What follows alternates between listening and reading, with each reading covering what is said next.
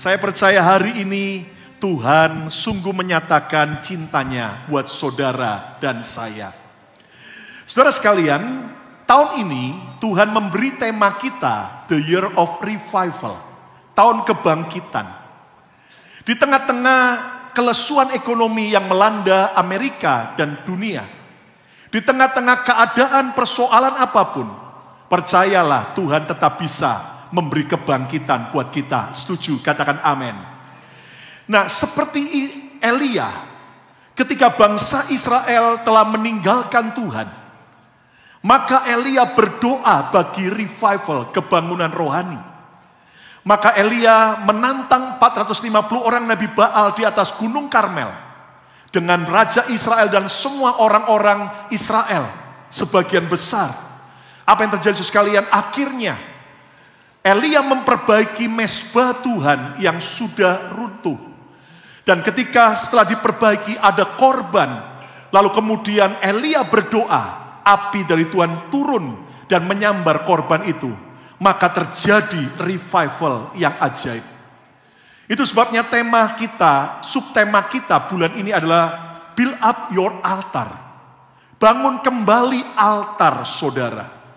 Sebab ketika kita membangun kembali mezbah kita di hadapan Tuhan, maka percayalah Tuhan akan menyatakan api kebangkitannya.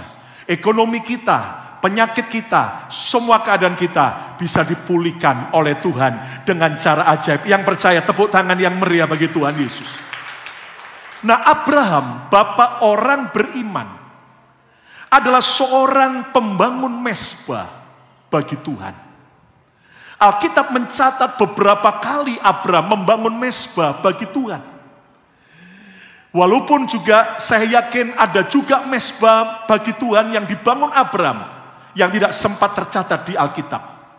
Namun di antara mezbah-mezbah yang Abraham bangun bagi Tuhan, ada satu mezbah Tuhan yang didirikan Abraham yang terkenal dan yang diingat sampai hari ini, yaitu ketika Tuhan perintahkan Abraham pergi ke Gunung Muria, mempersembahkan mezbah bagi Tuhan. Dan kali ini Tuhan berkata sesuatu yang membuat Abraham kaget. Persembahkan Ishak, anak yang paling kau cintai itu. Anda tahu sekalian, 25 tahun Abraham menanti kelahiran Ishak. Namun setelah Ishak sekarang teenager, bahkan ada yang menafsirkan seusia Yesus 30-an.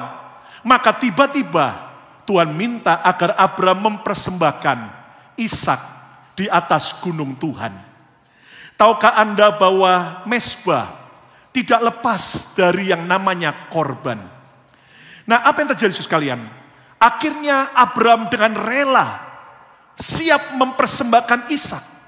Lihat Kejadian 22 ayat 10 sampai ayat 12. Sesudah itu Abraham mengulurkan tangannya, lalu mengambil pisau untuk menyembelih anaknya Ishak. Ayat 11. Tetapi berserulah malaikat Tuhan dari langit, katanya, Abraham, Abraham. Sautnya, ya Tuhan. Ayat 12. Lalu ia, Tuhan berfirman, jangan bunuh anak itu, jangan bunuh Ishak, dan jangan kau apa-apakan dia. Sebab telah ku ketahui sekarang. Sebelumnya Tuhan belum benar-benar yakin.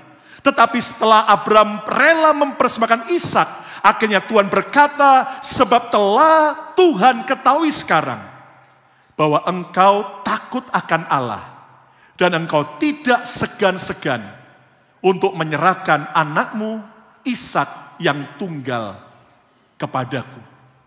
The Message Bible berkata, your dear son on the altar for me.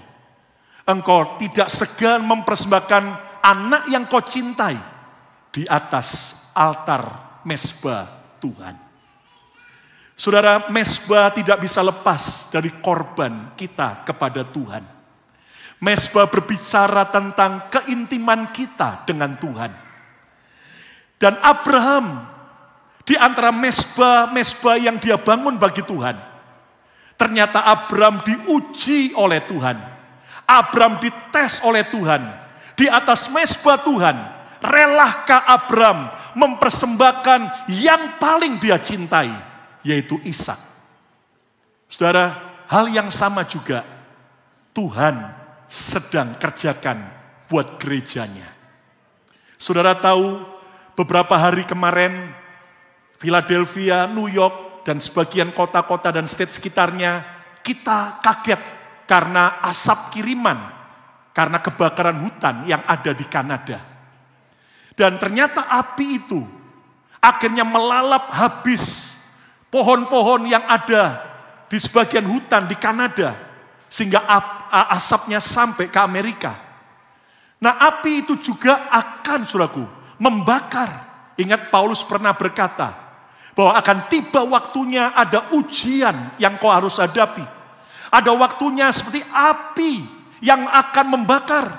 Dan iman kita kepada Yesus selama ini, apakah iman seperti kayu, seperti rumput kering, seperti jerami, ataukah iman kita kepada Tuhan seperti emas, batu permata, dan perak? Paulus berkata, satu kali kelak, api itu akan mengujinya. Itu sebabnya, saudara sekalian, beberapa orang sampai bilang begini, Pastor Lukas, kenapa hari-hari ini saya menghadapi persoalan-persoalan yang terberat dalam hidup saya? Ada yang berkata, loh, saya dulunya belum sungguh-sungguh sama Tuhan, hidup kacau, saya hidup biasa-biasa. Sekarang saya makin cinta Tuhan, makin aktif ibadah, makin suka berdoa, kok saya mengalami banyak masalah yang makin rumit? Jangan kaget. Karena justru di atas mezbah Tuhan, Tuhan menguji setiap kita. Dan seperti Abram bisa lulus, kita juga harus lulus dari setiap ujian Tuhan. Yang setuju tepuk tangan yang meriah bagi Tuhan Yesus. Saudara, saya tahu di antara saudara, ada Anda yang lagi nikmati berkat, puji Tuhan. Tapi saya tahu di antara saudara, mungkin ada yang lewati masa-masa sulit. Saya mendampingi, ada keluarga pelayan Tuhan di tempat ini, yang aktif pelayanan cinta Tuhan. Tapi ternyata, saudaraku, mobil Mercy yang mereka miliki, akhirnya setelah pulang kerja, hilang, dicuri. Anda bisa bayangkan, kita juga kaget, syok. Hah, mobil Eropa bisa hilang? Kok bagaimana? Ternyata sindikat, dan sampai hari ini belum ketemu. Dan saudara sekalian, seolah-olah keluarga ini berkata, kenapa kami sudah setia sama Tuhan, kok ngalami seperti ini? Ada juga yang sedang struggle berjuang dengan penyakit. Loh, saya makin cinta Tuhan, kok saya malah ngalami penyakit yang berat? Ada juga yang sedang mengalami mungkin goncangan ekonomi, pekerjaan, atau saudaraku, bahkan masalah keluarga. Hari ini jangan kaget, karena memang semua kita sedang lewati api ujian di atas mezbah Tuhan.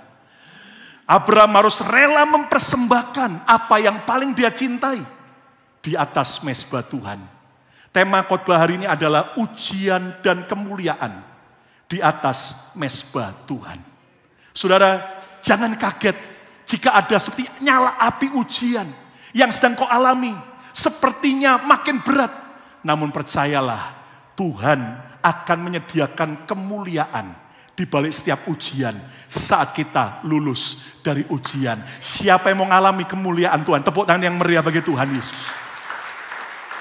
Kerelaan Abraham mempersembahkan Ishak kepada Tuhan merupakan gambaran kerelaan Bapa surgawi mengorbankan Yesus di atas kayu salib. Dan lihat bagaimana ketika Abraham sudah siap menghujamkan pisaunya ke Ishak. Anak yang dia tunggu, anak yang dia cintai, saudaraku. Dan tiba-tiba akhirnya dia harus bunuh sendiri. Tapi puji Tuhan, walaupun tidak ada skrip drama, dan ini bukan tidak ada bocoran, Abraham benar-benar siap menghujamkan pisaunya. Tiba-tiba Tuhan berkata, Abraham, Abraham, ya Tuhan, jangan kau apa-apakan Ishak. Sekarang aku tahu bahwa engkau cinta aku. Engkau takut akan aku, engkau hormat, dan Ishak engkau rela persembahkan kepada Tuhan. Dan yang menarik, akhirnya Ishak tidak jadi persembahkan. Karena Tuhan siapkan seekor domba yang tersangkut, saudaraku, di semak belukar di dekatnya. yang akhirnya disembelih. Dan itulah gambaran domba pengganti kita, Kristus di atas kayu salib. Tepuk tangan yang meriah bagi Tuhan Yesus.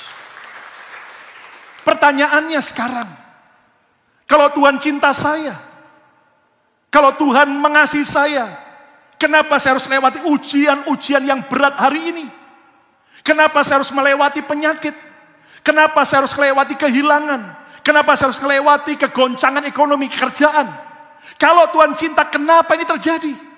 Percayalah, semua pasti ada maksud Tuhan. Ayo yang online coba ketik dan semua katakan, semua ada maksud Tuhan. 2, 3. Lebih keras lagi, 2, 3. Jangan ada yang kecewa dengan Tuhan.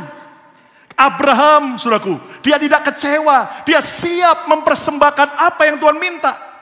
Dan tujuan Tuhan menguji kita di atas mezbah Tuhan. Ada 3 tujuan. Yang pertama, kenali siapa Tuhanmu. Saudara, Abraham sebelum dia bawa Ishak di atas gunung untuk dipersembahkan kepada Tuhan, dia udah kenal Tuhan. Namun setelah dia lewati itu, dia lebih kenal Tuhan. Dan untuk pertama kalinya dia berkata, Lord, you are Jehovah Jireh. Tuhan, Engkau adalah penyedia dalam hidupku.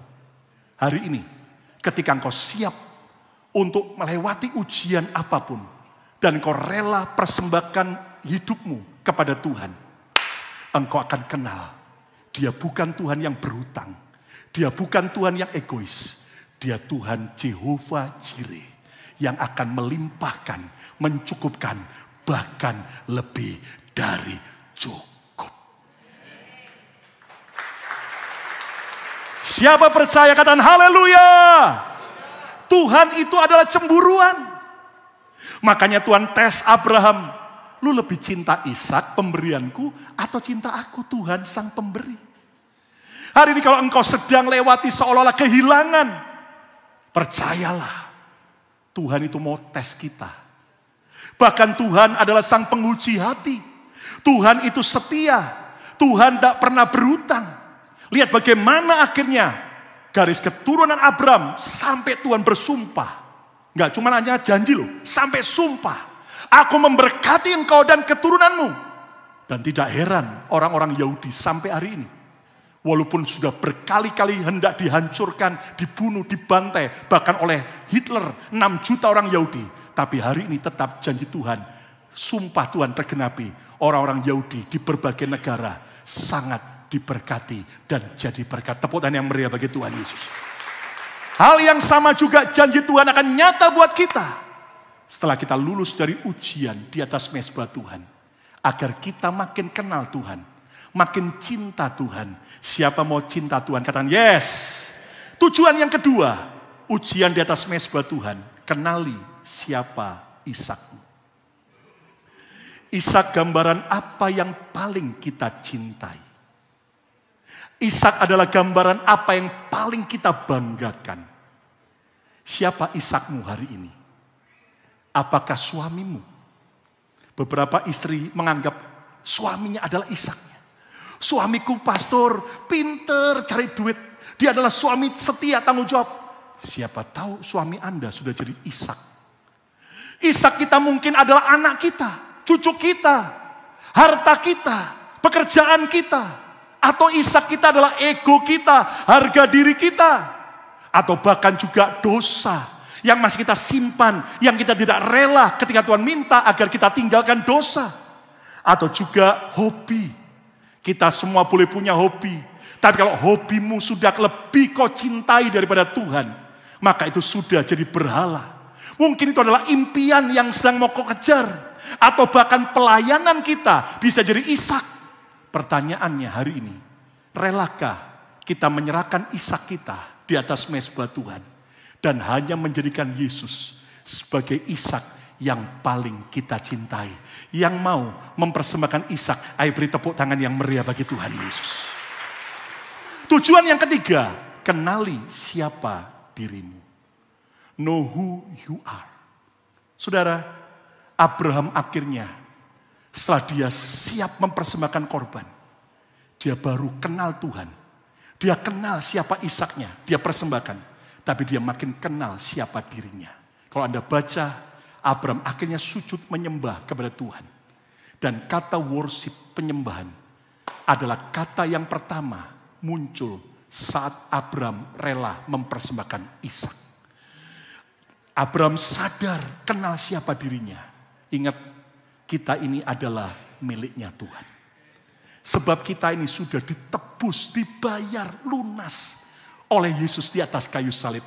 Siapa percaya kita adalah milik Tuhan? Katakan amin. Saudaraku, segala sesuatu hanya titipan Tuhan. Makanya nggak ada lagi yang kita bisa banggakan selain Tuhan. Kita harus hidup benar dalam mencintai. Saudara, mungkin selama ini engkau salah mencintai. Engkau sudah mulai cintai yang lain lebih daripada Tuhan. Dan kita harus hidup takut akan Tuhan. Hormat akan Tuhan, cinta Tuhan. Dan saya yakin ketika kita lulus dari ujian di atas mezbah Tuhan, maka kemuliaan akan nyata. Kesimpulannya, kita harus lulus ujian seperti Abraham di atas mezbah Tuhan. Dan hasilnya adalah kemuliaan yang ajaib. Siapa mau alami kemuliaan Tuhan yang ajaib? Tepuk tangan yang meriah bagi Tuhan Yesus. Dan 3 tujuan ujian di atas mezbah Tuhan. Yang pertama, agar kita kenal siapa Tuhanmu. Kenali siapa Ishakmu. Dan yang ketiga, kenali siapa dirimu. Dan kita bersyukur bahwa hari ini juga hadir bersama kita seorang yang bernama Mr. Danny Moyal. Beliau adalah orang Israel dan tahun 1982 menjadi tentara Israel. Dan next ini adalah waktu perang melawan Libanon. Dan Pak Danny Moyal setelah selesai dari militer di Israel, akhirnya dia membaktikan hidupnya menjadi tour guide senior Israel. Yang benar-benar memberkati banyak para pesiara-pesiara ke Israel, tanah perjanjian. Dan kita sambut dengan hormat, inilah Pak Danny Moyal. Dan saudara sekalian, Pak Danny sebelum ke tempat ini sudah masih mimpin rombongan Indonesia yang pergi ke Laut Mati dan sebagainya. Shalom Pak Danny. Shalom Pak Lukas. Shalom Bapak dan Ibu, saudara-saudara semua. Ternyata bisa bahasa Indonesia. Mujizat. Mujizat terjadi. Mujizat terjadi. Saya diminta bawa sesuatu yang dari tanah perjanjian. Dan mungkin saya bawa sesuatu yang paling terkenal dengan orang Yahudi, ya. Seperti itu jubah dan tefilin, dan itu juga paling suci buat orang Yahudi. Doa Yahudi, cara Yahudi bagaimana dulu orang Yahudi, sampai sekarang bukan hanya dulu. Sampai sekarang ini doa dengan jubah ini namanya talit, tapi saya harus dulu taruh kippah. Topi itu harus kippah karena itu orang Yahudi harus pisah badannya dengan langit, dengan Elohim. Karena sesuatu yang pisah tidak boleh kita langsung sama Elohim. Untuk ini jubah itu awalnya kita pakai begini dan ada doanya, ada doa buat pakai jubahnya. Baruch atah Adonai Eloheinu melech haolam asher qiddashanu mitzvotav v'tzivanu. Ini ada doa khusus ketika memakai jubah dalam bahasa Ibrani. Amin. Ya, ini talit, namanya talit. Kalau tali-tali ini namanya tzitzit. Bisa lihat ada 4, berarti itu 4 sisi, ya. Utara, timur, selatan, barat, ya. Itu semua dari 4 sisi itu semua akan ada suci dari mana-mana. Lalu ada tefilin juga. Tefilin itu bisa ketemu ayatnya ada di Ulangan 6, ya, di Alkitab. Tefilin itu harus pakai dan taruh di atas kepalamu, di antara 2 mata, satu juga dekat kanan, tangan kiri dekat hati. Karena itu bisa jaga hati dan itu bisa jaga mata. Ya, itu yang penting. Lalu ini semuanya dari kulit binatang. Ya, bisa lihat tali itu kotaknya semuanya itu dari tali kulit binatang. Dan binatang yang kita bilang binatang yang kosher.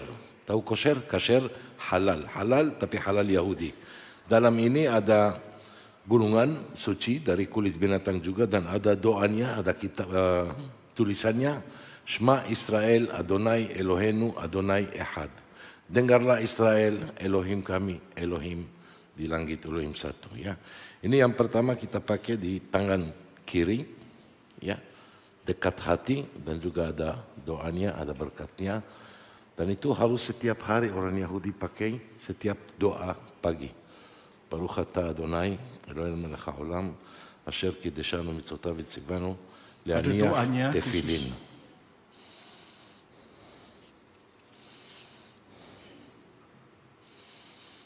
7, harus 7, karena 7 itu nomor yang kita bisa ketemu di Alkitab cukup banyak.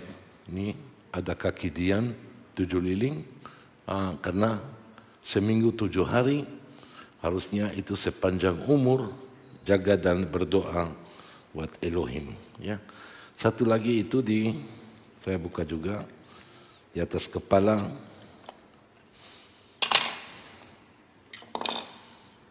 Di antara dua mata. Baruch atah Adonai Elohim melech haolam asher kideshanu mitzvotav v'tzivanu al mitzvat tefilin.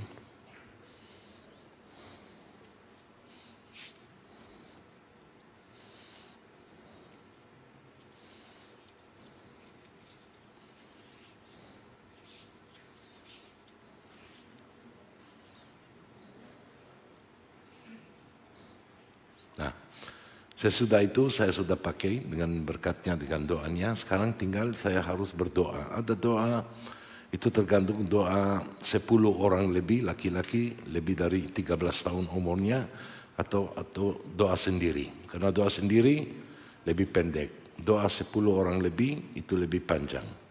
Dan juga orang Yahudi biasanya ada yang juga pakai talit itu, ya, bisa pakai tutup kepala dan mata. Karena itu bisa mereka fokus dengan doanya. Karena mata tidak bisa tergoda dengan yang lain-lain. Ya. Karena doa itu bisa langsung naik ke atas. Ya. Itu doanya. Saya mau, sekarang ada doa dari ulangan 6. Yang saya berdoa, Shema Israel namanya. Apa yang ditulis dalamnya, saya juga harus berdoa. Shema Israel Adonai Elohenu Adonai Ehad. Shema Israel, dengarlah Israel, tolong Elohim, dengarlah Israel, dengarlah suara Israel, dengarlah ratapan Israel, untuk Mesias datang secepatnya. Itu artinya dari doa itu. Tepuk tangan yang meriah. Makasih Pak Dhani. Jadi saudara sekalian, bagi kita yang percaya Yesus orang Kristen, tentunya kita tidak perlu kemudian harus kembali mencontoh seperti orang Yahudi yang dilakukan hari ini, tapi kita tahu arti rohaninya. Saudara lihat bagaimana di tangan kiri Pak Dhani ini ada ayat firman, ya, di mana ini gambaran bahwa saudaraku, firman itu harus kita lakukan di tangan kita. Lalu firman itu ada di dahi, dalam pikiran, dan ini menguasai mata panca indera, artinya Tuhan dan firman-Nya yang kita fokuskan. Bahkan tadi ini paling dekat di hati, berarti Tuhan dan firman-Nya harus memenuhi hati kita. Sementara talit yang ditutupkan supaya fokus dan menutupi wajah, gambaran supaya kita tidak mencuri kemuliaan Tuhan. Kemuliaan hanya bagi Tuhan saja. Kita beri tepuk tangan yang meriah bagi Tuhan Yesus. Pak Dhani bisa ke tengah? Boleh. Luar biasa.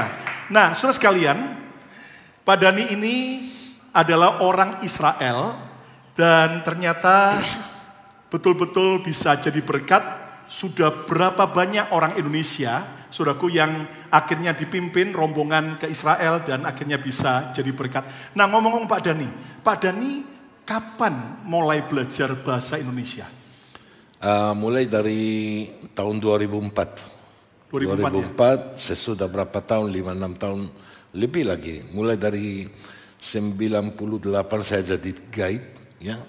Sampai 2004 saya selalu dengan bahasa Inggris, ada yang translate dan lain-lain. Tapi akhirnya saya rasa, saya memutuskan ini mungkin lebih baik saya belajar. Karena itu lebih cepat dan lebih dekat bisa sama orang yang, karena yang saya tangkap beberapa tahun itu dari rombongan semua itu kata-kata yang saya rasa ini oke, boleh, bisa saya belajar. Gurunya bahasa Indonesia siapa? Pasti Gurunya saya. istri saya. Oh, istri. Wow, kita sambut tepuk tangan yang meriah. Ya. Luar biasa. Kenapa gurunya istri saya? Karena waktu saya belajar, saya bikin ujian sendiri. Yang benar saya belajar dari buku, ada teman dari Indonesia bawa buku, untuk orang Indonesia yang mau belajar bahasa Inggris. Ya, itu saya belajar terbalik, seperti dari dan selalu saya tanya, seperti saya belajar, saya kasih buku buat istri, dia bisa bahasa Latin itu, saya tanya, dia bilang, ya betul. Berarti ini gurunya jadi. Wow. Atau asisten ya, asisten. Ngomong-ngomong, Pak Dhani sampai hari ini sudah bisa berapa bahasa? Saya bisa bahasa Indo, bahasa Inggris, bahasa Arab, bahasa Ibrani, ya, dan bahasa Maroko. Karena orang tuanya asli Maroko. Arab sama Maroko itu dua-duanya Arab, tapi beda. Wow. Habis ini belajar bahasa Jawa, bahasa Sunda, bahasa Batak sekalian ya. Horas. Kita yang meriah, Horas. Horas Calagabe. Nah, Pak Dhani boleh cerita singkat sejarah daripada nenek moyang Pak Dhani ketika tanah perjanjian akhirnya negara Israel masih belum terbentuk, itu akan terjadi. Ya, yang benar itu cerita mulai dari abad yang ke-16 ya. Kita bicara tentang 500 tahun yang lalu, orang Yahudi yang beberapa ratusan tahun sebelumnya imigrat kemana-mana ke seluruh dunia. Tapi abad yang ke-16 Raja Spain bilang orang semua harus ganti agama jadi Katolik. Banyak orang Yahudi tidak mau, lagi lari ke kemana-mana negara Arab, termasuk negara Arab Afrika, Libya, Tunisia, Lebanon, Syria dan lain-lain. Dan keturunan orang tua saya lari ke Maroko. Banyak orang Yahudi juga ada Maroko sampai tahun 50. Sesudah Israel jadi merdeka tahun 1948, papa saya, mama saya merasa ini sudah waktunya untuk naik pulang ke tanah perjanjian. Karena mereka keturunan berapa ratus tahun, mereka jaga-jaga agamanya dan doanya dan bahasanya. Dan itu sudah waktunya untuk pulang ke tanah perjanjian sepertinya. Wow. Ya. Jadi dalam gerakan Sionisme akhirnya kembali ke tanah perjanjian. Ya. Nah, yang menarik Pak Dhani dalam konteks apa yang kita belajar hari ini tentang mesbah bagi Tuhan yang dibangun oleh Abraham di atas Gunung Muria. Ya. Sehingga akhirnya Abraham rela mempersembahkan Ishak, namun Tuhan mencegahnya dan mengganti dengan domba yang menggantinya. Nah, Pak Dhani, apakah benar bahwa tempat yang sama ketika Abraham mempersembahkan itu akhirnya adalah tempat di mana Raja Salomo, anak daripada Raja Daud, membangun bait suci pertama kali? Ya, menurut orang Yahudi itu tidak ada pertanyaan seperti itu. Itu pasti tempatnya. Bukit Moria itu satu-satunya, bukan dua. Bukit Moria itu tempat di mana Abraham bawa anaknya Ishak. Sesudah 3 hari dia jalan dari kota Beersheba sampai ke Bukit Moria. Lalu Raja Daud bawa tabut perjanjian dari rumah Abinadab ke Yerusalem, dan anaknya Raja Solomon dia bangun bait suci, bait Allah, Bet Hamikdash bahasa Ibrani kita bilang, dan juga dia bangun di situ di atas batu yang di mana Abraham mau mengkorbankan Ishak. Batu itu jadi batu pusat dunia. Di situ Raja Solomon dia bangun tempat yang maha suci, tabut perjanjian dalamnya, ya, 10 perintah Allah dan lain. Ya. Jadi tempat yang sama akhirnya Salomo mendirikan bait suci, lalu sempat diruntuhkan, dihancurkan oleh Babel, ya, oleh Babel dulu kan ya. Babel, lalu dibangun kembali oleh Nehemia dan Serubabel dan sekitarnya, teman-temannya. Lalu akhirnya setelah zaman Yesus dihancurkan kembali oleh Roma. Ya. Jadi hari ini di tempat itu ada dibangun kubah emas itu ya. Betul. Ya. Tapi mereka juga percaya itu tempat suci. Buktinya ada tulisan di situ. Mereka juga ada tulisan Bait Al-Muqaddas. Apa artinya? Bet Hamikdash bahasa Ibrani, bait suci. Kodesh, Mikdash, Kadosh, suci. Berarti itu tempat bait suci buat orang Yahudi. Kalau ada yang lain tidak percaya itu beda. Tapi Yahudi percaya itu benar tempatnya. Dan bait suci yang ketiga akan juga bangun di tempat yang sama di mana bekas runtuhan bait suci yang pertama, yang kedua. Dan itu sesudah Masias datang, bait suci yang ketiga pasti akan bangun di situ. Wow. Di tempat ya. itu. Nah, supaya sebagai informasi, Pak Dhani Moyal minggu depan masih bersama kita. Ya. Dan siapa yang pingin suatu hari ke Israel, angkat tangan. Saya juga mau. Ya. Oke. Nah, saudara sekalian, pasti ada saudara berkata, mana mungkin, apa saya bisa, bagi Tuhan gak ada yang mustahil. Katakan amin. Tapi untuk mengasihi saudara, minggu depan ibadah kita buat spesial. Kita akan beri tema Tour Gratis Israel di BMC Philadelphia. Ya, di mana di ibadah yang pertama, Pak Dhani akan menjelaskan seperti kita ikut tur ke Israel. Nanti akan ada foto dan sebagainya yang kita akan siapkan. Kita ibadah pertama, Danau Galilea, tempat Yesus membuat banyak mujizat dan sekitarnya, termasuk Kana, tempat mujizat air berubah jadi anggur. Lalu kemudian ibadah yang kedua minggu depan, khusus Yerusalem, Bethlehem, tempat kelahiran Yesus, Yerusalem sekitarnya akan ada foto dan Pak Dhani akan menjelaskan seperti Anda ikut tur ke Israel. Tujuannya apa? Supaya Anda mengalami tur gratis di BMC Philadelphia. Tapi promosi tahun depan 2024, kalau Tuhan berkenan bulan Juni, kita akan buat tur ke Israel. Siapa mau ikut juga tahun depan ke Israel? Tepuk tangan yang meriah bagi Tuhan. Amin. Angkat tangan aja loh, nggak bayar kok saudara ya. Katakan amin. Nah, Pak Dhani, ya. Dalam konteks membangun mezbah bagi Tuhan, itu kan bicara korban. Baru-baru ini ada yang viral di Indonesia dan kalangan gereja Indonesia, di mana ada seorang hamba Tuhan dari Indonesia dengan latar belakang tembok ratapan. Lalu buat rekaman singkat dan dia berkata begini, bahwa orang-orang Yahudi sekarang ini sudah tidak lagi memberi perpuluhan. Jadi dengan dua alasan. Yang pertama, karena bait suci sudah diruntuhkan oleh Roma terakhir dan sampai hari ini masih belum didirikan. Lalu alasan yang kedua, mereka berkata bahwa sudah tidak jelas lagi siapa orang Lewi. Sehingga tidak perlu lagi memberi perpuluhan. Dan sampai hamba Tuhan ini berani berkata, cobalah tanya sama orang-orang rabi-rabi Yahudi di Israel, bahwa ternyata mereka sudah tidak lagi memberi perpuluhan. Nah, kita tentunya tidak perlu emosi atau apa, tapi Pak Dhani sebagai seorang tour guide senior Israel, bahkan juga masih menghidupi agama Yahudi, apakah benar bahwa persembahan perpuluhan sudah tidak lagi dilakukan oleh orang Yahudi sampai hari ini? Masih tetap sama. Masih tetap sama, bukan korban. Korban tidak ada benar. Sesudah bait suci yang kedua hancur oleh Jenderal Romawi Titus, sudah tidak ada korban karena tidak ada mezbahnya, tidak ada bait suci, tidak ada mezbahnya, belum ada. Oh, jadi korban binatang yang disembelih, domba, kambing itu sudah nggak ada lagi karena bait suci nggak ada. Mezbahnya juga tidak ada karena korban harus di mezbah. Ya, seperti kita tahu cerita di mana kolam Betesda. Kolam Betesda kenapa? Karena bawa korban, cuci korban, mentahirkan di korban, bawa ke halaman bait suci di mana mezbah. Tidak ada mezbah, tidak ada imam besar yang bisa mengkorbankan korban. Ya, untuk ini tidak ada, tapi persembahan tetap ada dari dulu sampai sekarang ini. Masih tetap harus orang Yahudi kasih persepuluhan dari income-nya, apapun income-nya. Sama juga hasil pertanian, ya, buah-buahan, gandum, jelai, sayur-sayuran, apapun dia beruntung, dia harus bagi, jangan beruntung sendiri.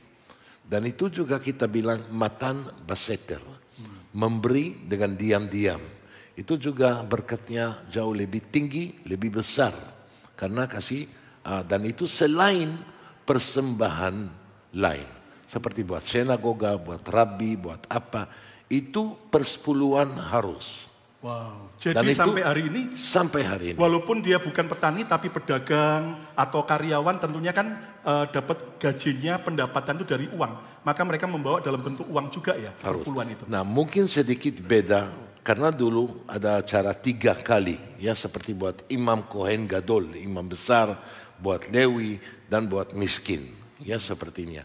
Mungkin hari ini sedikit beda karena tidak ada Kohen Gadol imam besar dan Lewi ada, tapi Lewi sudah tidak karena dulu mereka harus kasih Lewi karena Lewi tidak, Lewi tidak dapat tanah sendiri, ya.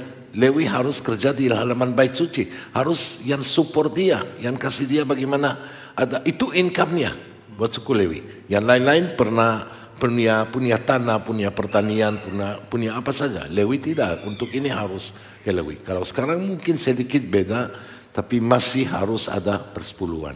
Jadi apakah suku Lewi yang dikatakan sudah tidak ada lagi, sebetulnya orang Israel masih tahu nggak siapa suku Lewi itu? Suku Lewi itu salah satu suku atau satu-satunya suku yang benar-benar atau kita bilang hampir 100% itu benar sukunya. Karena itu yang mereka selama histori beberapa ratusan tahun dari dulu sampai sekarang mereka selalu jaga-jaga karena mereka orang yang suci, orang dipilih. Untuk ini mereka selalu jaga sampai nama itu hilang, keturunannya harus tetap ada selalu. Saya diberkati, saya sendiri diberkati oleh Elohim, anak cewek saya sama cucu saya orang Lewi. Karena anak perempuan saya menikah sama orang namanya Yoav Levi. Wow. Ya. Jadi menantunya orang Lewi. Menantunya orang Lewi. Tepuk tangan yang wah. Karena kalau Yahudi anak cewek waktu menikah nama saya papa hilang. Laki-laki tetap keturunan dari papa. Cewek nama papa hilang ikut nama suami. Mirip Chinese gitu ya? Ya. Okay. Dan cucu saya 3 dari anak Lewi. Mikhael, Yehonatan, Mikhael dan Halel itu orang Lewi. Orang Lewi. Dan itu tetap Lewi. Ya, Lewi juga dapat bonus besar itu. Mereka yang memberkati umum semua dengan berkat Kohanim, berkat imam. Wah, luar biasa. Tepuk tangan yang meriah. Hanya orang Lewi ya. Jadi ditegaskan bahwa sampai hari ini orang-orang Yahudi masih memberikan perpuluhan yang tidak lagi adalah persembahan binatang. Walaupun di Yom Kippur, hari raya pendamaian, ada, Anda ingat di Indonesia hari raya korban, ada yang keluarga-keluarga beli ayam-ayam atau apa itu ya? Itu bukan korban, itu korban mirip sama korban dulu, tapi korban itu buat hapus dosanya. Karena masuk tahun baru, mau buka halaman baru sama Elohim. Karena tahun ini yang baru kita keluar dari tahun itu mungkin ada saya banyak dosa atau apa. Saya kasih korban untuk hapus semua, bukan halaman putih, halaman baru. Ya, jadi ditegaskan bahwa orang Yahudi sampai hari ini memberi persepuluhan. Bahkan ternyata masih ada banyak persembahan-persembahan yang lain bagi orang miskin, selain bagi persepuluhan. Sinagoga, selain perpuluhan ya, dan sebagainya. Dan Anda tahu tidak heran, kenapa orang Yahudi sampai hari ini diberkati Tuhan luar biasa. Selain karena mereka mendapat sumpah janji keturunan Abraham diberkati. Tapi mereka juga adalah seorang yang generous, suka menabur, suka memberi. Itu sebabnya hari ini para penemu-penemu dunia, juga orang-orang yang menguasai ekonomi dunia, termasuk Amerika, Australia, Eropa adalah bangsa pilihan Tuhan. Segala kemuliaan bagi nama Tuhan Yesus. Ya, dan yang menarik sekali, Tuhan Yesus sendiri di perjanjian baru, Tuhan menegaskan tentang persepuluhan. Mari kita lihat Matius 23 ayat 23. Yesus berkata, celakalah kamu hai ahli-ahli Taurat dan orang-orang Farisi, hai kamu orang-orang munafik, sebab persepuluhan. Yesus menyebut tentang perpuluhan. Dari selasi, adas manis dan jintan kamu bayar, ini hasil pertanian mereka. Tetapi yang terpenting dalam hukum Taurat kamu abaikan, yaitu keadilan dan belas kasihan dan kesetiaan. Lihat kalimat yang kita garis bawahi. Yang satu kata Yesus harus dilakukan. Apa itu? Perpuluhan. NLT version lebih jelas. You should tithe. Kamu harus membawa perpuluhan.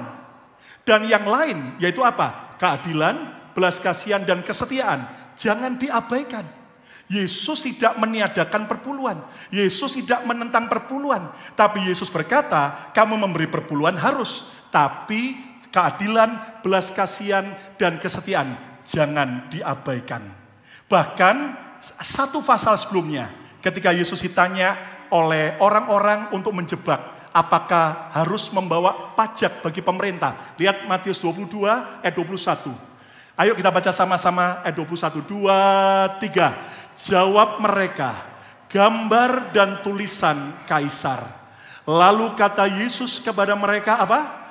Berikanlah kepada kaisar apa yang wajib kamu berikan kepada kaisar. Itulah pajak kepada pemerintah. Yesus mengajar orang Kristen harus taat pajak. Katakan amin. Kalimat berikutnya 2, 3. Dan kepada Allah, apa yang wajib kamu berikan kepada Allah. NLT version berkata, and give to God what belongs to God. Berikan kepada Tuhan apa yang menjadi milik Tuhan. Jadi jelas bahwa orang Yahudi sampai hari ini membawa perpuluhan. Dan kita sebagai anak-anak Tuhan di perjanjian baru, kita juga ditegaskan Yesus. Yang satu harus dilakukan, yang lain jangan diabaikan. Tepuk tangan yang meriah bagi Tuhan Yesus. Amin. Dan prinsipnya, generosity. Orang yang murah hati, ia akan beroleh kemurahan. Dan saya percaya Pak Dhani, bahkan keluarga diberkati Tuhan, karena mereka murah hati dalam memberi kepada Tuhan. Katakan amin. Dan saudara sekalian, hari ini, saya percaya dimanapun kita menyaksikan program ini, ataupun Anda yang hadir di onsite, mari kita belajar di atas mezbah Tuhan. Tuhan menguji hati kita. Apakah kita benar-benar mencintai Tuhan lebih dari segala-galanya? Kita sadar, jangankan cuma uang 10%, tapi nyawa kita pun, kalau Tuhan minta, waktu kita, bahkan semua hal-hal yang kita cintai selama ini, untuk kita serahkan kepada Tuhan. Maukah kita rela memberikannya? Dan saya percaya, saudaraku, walaupun Pak Dhani bukan dari suku Lewi, sehingga tidak bisa memberkati dalam berkat Lewi, tapi kita akan minta Pak Dhani akan membaca. Boleh. Dalam bahasa Ibrani, dari bilangan 6, ya, tentang ucapan berkat Lewi. Sehingga saudara dan saya, kita juga akan diberkati Tuhan. Siapa mau terima berkat Tuhan yang ajaib? Tepuk tangan yang meriah bagi Tuhan Yesus. Ayo berdiri bersama-sama.